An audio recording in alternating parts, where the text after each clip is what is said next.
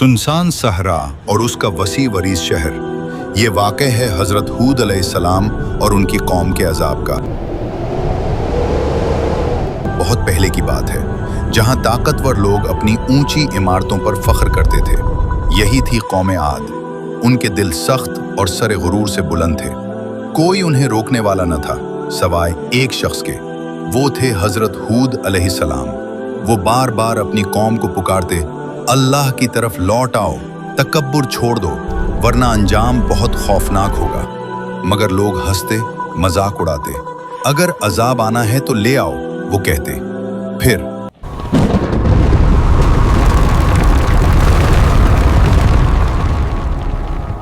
अचानक सब कुछ बदल गया। जमीन खुश्क हो गई। कई दिन, कई हफ्ते एक बूंद बारिश न हुई। लोग बेचैन होने लगे। दुआएं भी की, मगर कुछ न बदला।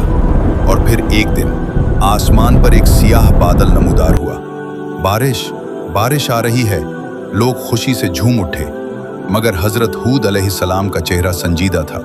वो जानते थे ये बादल रहमत नहीं, अजाब है। अचानक तेज हवा चलने लगी, पहले हल्की, फिर खौफनाक, फिर तबाहकुन। हवा चीखती हुई आई। दरख्त जड़ से उखड़ गए। मजबूत आदमी जमीन से उठकर फजा में फेंके जाने लगे।